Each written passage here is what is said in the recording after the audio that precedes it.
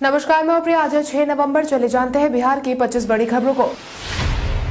राष्ट्रीय आपदा प्रबंधन संस्थान ने निकाली सरकारी नौकरियां। केंद्रीय गृह मंत्रालय के अधीन राष्ट्रीय आपदा प्रबंधन संस्थान ने एक नया भर्ती विज्ञापन जारी कर दिया है। बीते दिन जारी किए गए विज्ञापन के अनुसार संस्थान द्वारा health adaptation and resilience advancing strategies knowledge and capability project में प्रोजेक्ट ऑफिसर, असिस्टेंट और मल्टीटास्किंग सपोर्ट स्टाफ के पदों पर भर्ती के लिए आवेदन आमंत्रित किए जा रहे हैं। आवेदन के इच्छुक उम्मीदवार संस्थान की ऑफिशियल वेबसाइट nidm.gov.in पर उपलब्ध कराए गए एप्लीकेशन फॉर्म के माध्यम से आवेदन कर सकते हैं। आवेदन की अंतिम तारीख 25 नवंबर 2020 तय की गई है। बिहार के बोधगया जिले के थाई मठ में आपको देखने को मिलेगा बहुत कुछ खास। बोधगया के सभी मठों में से थाई मठ अपनी असाधारण वास्तुकला और तेजस्वी सुंदरता के लिए खड़ा है। इसमें एक ढलानदार छत है जो सुनहरी टाइलों से ढकी है। थाई मंदिर में भी मठ में भगवान बुद्ध की 25 मीटर ऊंची कांस्य प्रतिमा है। यह जगह शांति के साथ खत्म हो गई है और यह एकांत साधकों के लिए आदर्श है और जो शहर के जीवन से एक विराम की तलाश कर रहे हैं। पर्यटकों को यह सलाह दी जाती है कि जब भी आप बोधगया जाए, थाई मठ का दर्शन करने जरूर जाए।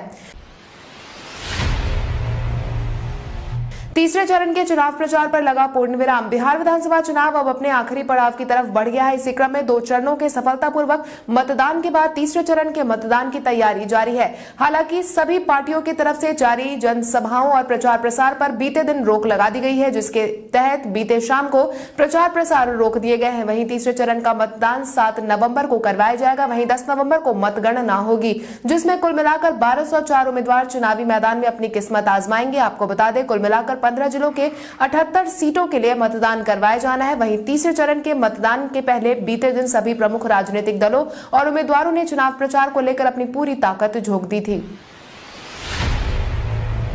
बिहार में कोरोना प्रभावितों की संख्या पहुंची 2,20,000 के पार। बिहार में कोरोना प्रभावितों की संख्या में गिरावट देखने को मिल रही है। स्वास्थ्य विभाग की तरफ से बीते दिन के पिछले 24 घंटे में जारी किए गए आंकड़ों के अनुसार कुल मिलाकर 741 नए मरीजों की पुष्टि की गई है, जिसके बाद प्रभावितों की संख्या बढ़कर 2,20,246 पर पहुंच गई है। जिसके बाद प्रभावित जिलों की संख्या की बात करें तो अररिया में 27, अरवल में 7, औरंगाबाद में 16, बांका में 8, बेगूसराय में 12, भागलपुर में 12, भोजपुर में 11, बक्सर में 9, दरभंगा में 6, पूर्वी चंपारण में 17, गया में 32, गोपालगंज में 1, जमुई में 7, जहानाबाद में 11, कैमूर में 4, कटिहार में 11, खगड़िया में 4, किशनगंज में 6, लखीसराय में 10, मधेपुरा में 14, मधुबनी में 14, मुंगेर में 19, मुजफ्फरपुर में 30, नालंदा में 37, नवादा में 19, पटना में 189, पूर्णिया में 44, रोहतास में 24, सहरसा में 19, समस्तीपुर में 9, सारण में 20, शेखपुरा में 10, सीतामढ़ी में 3, सिवान में 12, सुपौल में 27, वैशाली में 4, पश्चिम चंपारण में 24 मामले सामने आए हैं।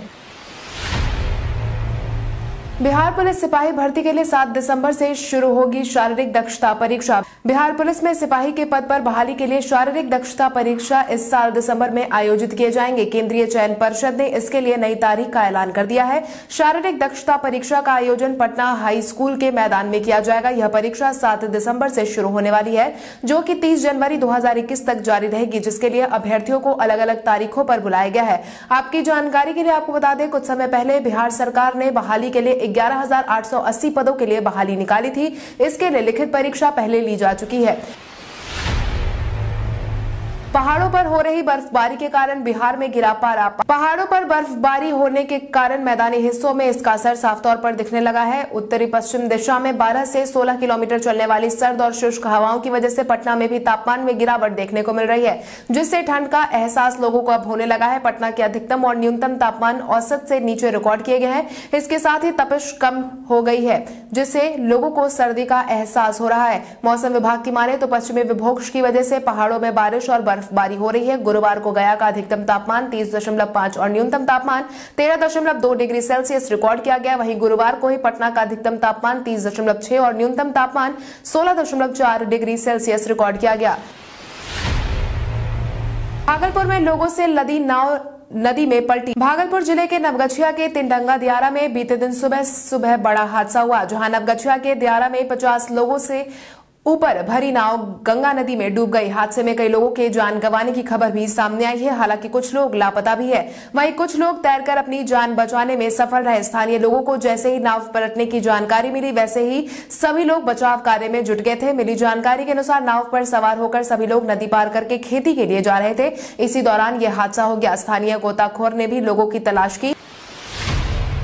बिहारी पहचान में आज हम बात करेंगे शत्रुघ्न सिन्हा की। अपने खामोश डायलॉग के लिए घर घर में पहचाने जाने वाले शत्रुघ्न सिन्हा का जन्म बिहार की राजधानी पटना में 9 दिसंबर 1945 को हुआ था।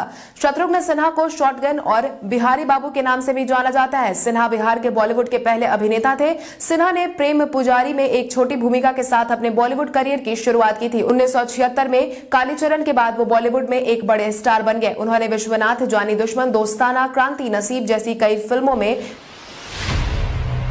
दशरथ मांझी के बाद कैनाल मैन पर बनेगी डॉक्यूमेंट्री फिल्म। दशरथ मांझी के जीवनी पर बने फिल्म के बाद अब रूपसपुर गांव निवासी फिल्म मेकर धर्मवीर भारती के द्वारा चर्चा में आए कैनाल मैन लौंगी भुइया पर एक डॉक्यूमेंट्री फिल्म बनाने का मन बना चुके हैं। आपको बता दें, लटुआ पंचायत के कोठिलवा गांव के रहने वाले लौंगी भुइया ने अपने 30 साल के अथक प्रयास से गांव तक खेतों में पानी पहुंचाने के लिए 4 किलोमीटर तक एक नहर को खोद दिया था। फिल्म डायरेक्टर ने इस बाबत कहा कि अखबार और चैनलों के माध्यम से लौंगी भुइया के बारे में जानकारी मिली तो हम लोगों ने अपनी टीम के साथ कोठिलवा गांव पहुंचकर डॉक्यूमेंट्री फिल्म बनाने की सोची और ट्रेलर की लॉन्चिंग कर चुके हैं।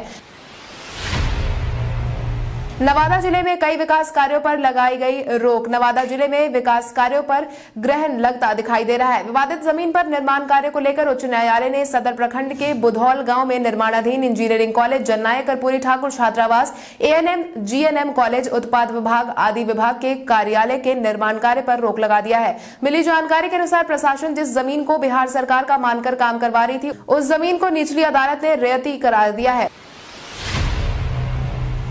भारत के इतिहास में आज की तारीख कई कारणों से दर्ज। भारत के इतिहास में आज की तारीख कई कारणों से दर्ज है, जिसकी शुरुआत 1913 से हुई थी। 1913 में महात्मा गांधी ने दक्षिण अफ्रीका में रंग भेद की नीतियों के खिलाफ द ग्रेट मार्च का नेतृत्व किया। 1985 में बॉलीवुड अभिनेता संजीव कुमार ने दुनिया को अलविदा कह दिया था। 2000 में ज्योति बसु ने लगातार 23 वर्षों तक पश्चिम बंगाल की मुख्यमंत्री रहने के बाद पद छोड़ा था। 1959 में भारतीय अभिनेता पुनीत इस्सर का जन्म आज ही के दिन हुआ था। वहीं साल 2010 में सिद्धार्थ शंकर रॉय ने दुनिया को अलविदा कह दिया था। बिहार वासियों के नाम पर प्रधानमंत्री नरेंद्र मोदी ने जारी किया पत्र। बिहार विधानसभा चुनाव के बीच प्रधानमंत्री नरेंद्र मोदी ने बीते दिन बिहार वासियों के नाम एक पत्र जारी किया है, जिसके तहत उन्होंने एनडीए द्वारा किए गए कामों का वर्णन किया। साथ ही उन्होंने लिखा कि आज इस पत्र के माध्यम से आपसे बिहार के विकास के लिए, एनडीए पर विश्वास बनाए रखने के लिए, एनडीए के संकल्प के बारे में बात करना चाहता हूं। उन्होंने कहा कि बिहार में लोकतंत्र के महापर्व के दौरान मतदाताओं के जोश ने हम सबको और अधिक उत्साह के साथ काम करने के लिए प्रेरित किया है। यह हम सबके लिए गर्व का विषय है और बिहार चुनाव का पूरा फोकस विकास पर केंद्रित रहा है। आप सब मौका दे, बिहार को नई ऊंचाइयों पर पहुंचाने का काम हम जरूर करेंगे। दुमका कोषागार मामले में लालू प्रसाद यादव की जमानत याचिका पर सुनवाई आज। चारा घोटाला मामले में राजद सुप्रीमो लालू प्रसाद यादव की जमानत याचिका पर आज सुनवाई होने वाली है। यह मामला दुमका कोषागार से अवैध निकासी से जुड़ा हुआ है, जिसकी सुनवाई सीबीआई की विशेष अदालत में होने वाली है। चारा घोटाले में सलाखों के पीछे बंद राष्ट्रीय जनता दल के सुप्रीमो और बिहार के पूर्व मुख्यमंत्री लालू प्रसाद यादव को चाईबासा कोषागार मामले में पिछले 9 अक्टूबर को जमानत मिली थी। लालू ने चाईबासा ट्रेजरी केस में अपनी आधी सलाखों के पीछे रहने की अवधि को पूरा कर लिया है, लेकिन अभी दुमका ट्रेजरी मामले की सुनवाई बाकी है। दुमका कोषागार मामले में लालू प्रसाद की आधी सजा 9 नवंबर को पूरी होने वाली है। प्रचार खत्म होने से ठीक पहले नीतीश कुमार ने अपने आखिरी चुनाव होने की कही बात। बीते दिन तीसरे और आखिरी चरण के चुनाव प्रचार पर रोक लगा दिए गए हैं। वहीं अब 7 नवंबर यानी कि कल मतदान करवाए जाएंगे। वहीं मतदान से ठीक पहले मुख्यमंत्री नीतीश कुमार ने भी बीते दिन एक के बाद एक कई जनसभाएं की, जहां उन्होंने सभी लोगों से भावुक होकर कहा कि यह चुनाव मेरा आखिरी चुनाव है, अंत भला तो सब भला। उन्होंने आगे कहा कि आज चुनाव प्रचार का आखिरी दिन है और 7 नवंबर को चुनाव होने हैं, यह मेरा आखिरी चुनाव है।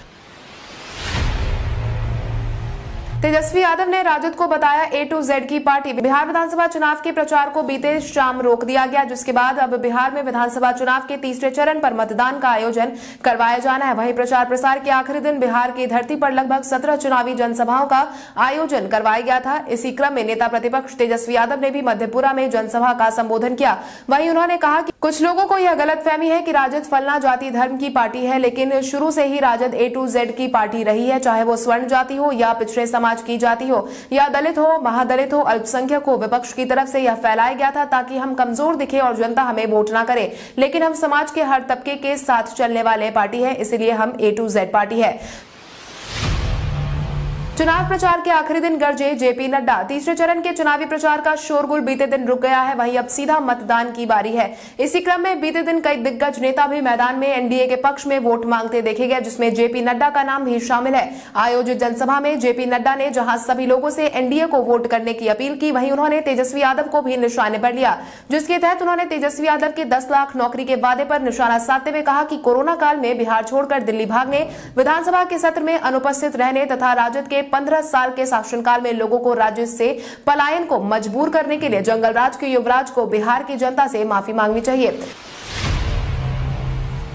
चिराग पासवान ने बिहार चुनाव के बीच मुख्यमंत्री नीतीश कुमार के हार की कही बात। बिहार में चुनाव अब अपने अंतिम पड़ाव में है, वहीं चुनाव प्रचार के बीच बयानबाजियों के बाजार भी बीते दिन गर्म नजर आए। इसी क्रम में बीते दिन लोजपा अध्यक्ष चिराग पासवान ने एक बार फिर से मुख्यमंत्री नीतीश कुमार और तेजस्वी यादव पर निशाना साधा।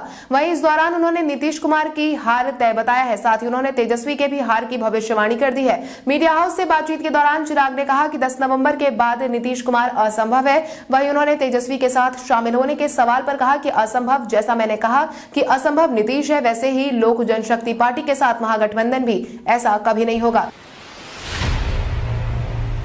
राजद प्रत्याशी की हरकत से नाराज होकर भड़के तेजस्वी यादव। बिहार विधानसभा चुनाव अब अपने अंतिम पड़ाव में है, वहीं प्रचार प्रसार के आखिरी दिन तेजस्वी यादव अपने ही प्रत्याशियों से नाराज होते नजर आए। मिली जानकारी के अनुसार बीते दिन तेजस्वी यादव समस्तीपुर के हाउसिंग बोर्ड ग्राउंड में राजद प्रत्याशी अख्तरुल इस्लाम शाहीन के समर्थन में रैली करने पहुंचे थे। रैली के दौरान मंच पर अव्यवस्था थी, जिसके कारण तेजस्वी ने नाराजगी जाहिर की। वह मंच पर भाषण के दौरान प्रत्याशी शाहीन मंच पर नहीं थे, जिसके बाद क्या था, तेजस्वी यादव मंच छोड़कर ही निकल गए। रणदीप सुरजेवाला ने नीतीश कुमार के हार स्वीकार करने की कही बात। मुख्यमंत्री नीतीश कुमार ने तीसरे चरण के प्रचार प्रसार के आखिरी दिन इस साल अपने आखिरी चुनाव की बात कही, जिसके बाद बयानबाजियों का सिलसिला शुरू हो गया है। इसी क्रम में बीते दिन कांग्रेस की तरफ से जारी किए गए प्रेस कॉन्फ्रेंस में कांग्रेस नेता रणदीप सुरजेवाला ने अपना बयान जारी किया है, जिसके तहत उन्होंने कहा है कि मुख्यमंत्री नीतीश कुमार अपनी हार को स्वीकार कर चुके हैं। अब विकास, तरक्की और रोजगार की बात होगी। एनडीए ने केवल धर्म के आधार पर चुनाव प्रचार करने की कोशिश की है। प्रचार का शोर थमने के साथ ही सील हो गया बिहार नेपाल बॉर्डर। बिहार विधानसभा चुनाव के तहत 2 चरणों का चुनाव खत्म हो चुका है, वहीं तीसरे चरण का प्रचार प्रसार भी रोक दिया गया है। वहीं चुनाव प्रचार पर पूर्ण विराम लगने के साथ ही बिहार नेपाल बॉर्डर को पूरी तरह से सील कर दिया गया है। बिहार और नेपाल को जोड़ने वाली रक्सौल सीमा की सुरक्षा में लगे एसएसबी के अधिकारी मनोज कुमार ने इस बात की जानकारी दी है। साथ ही यह भी बताया है कि चुनाव आयोग के निर्देश पर मतदान से 48 घंटे पहले सीमा को सील कर दिया जाएगा, जिसके बाद किसी भी व्यक्ति को प्रवेश करने की अनुमति नहीं होगी। आपको बता दें, एसएसबी के जवान पूरी मुस्तैदी के साथ गश्त कर रहे हैं। Amazon अकेडमी ने फ्री ऑफ कॉस्ट कोर्स किया जारी। Amazon अकेडमी ने जेईई की तैयारी कर रहे छात्रों के लिए फ्री ऑफ कॉस्ट कोर्स की शुरुआत की, जिसके तहत Amazon ने कक्षा 9वीं से 12वीं तक के छात्रों की बेहतर तरीके से तैयारी करवाने के लिए यह फैसला लिया है, जिसमें Amazon ने छात्रों को all India mock test series का विकल्प दिया है। साथ ही इस कोर्स में जेईई सिलेबस से जुड़े सवाल का प्रैक्टिस भी छात्रों को करवाया जाएगा। इसके साथ ही इस वेबसाइट के माध्यम से रोजाना जेईई टिप्स और ट्रिक्स दिए जाएंगे, ताकि छात्रों को बेहतर कल के लिए तैयार किया जा सके, जिसके लिए अब कोई भी छात्र Amazon अकेडमी बीटा की साइट पर जाकर एनरोल कर सकता है।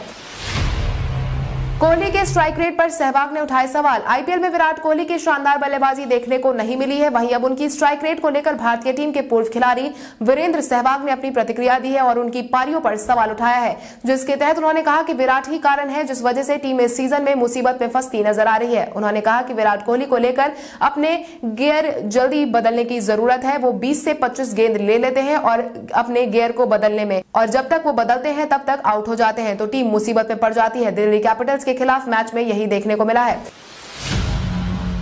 अब आइए जानते हैं सराफा बाजार और पेट्रोल डीजल के क्या थे भाव। अगर हम सराफा बाजार की बात करें तो सोने का भाव 5 नवंबर को 22 कैरेट के लिए प्रति 10 ग्राम 50,260 रुपए था। वहीं 24 कैरेट के लिए प्रति 10 ग्राम 51,260 रुपए था। वहीं अगर हम चांदी की बात करें तो चांदी का भाव प्रति किलो 62,500 रुपए था। इसके अलावा राजधानी पटना में पेट्रोल की कीमत 83.82 रुपए प्रति लीटर थी। वहीं डीजल 76.19 रुपए प्रति लीटर था।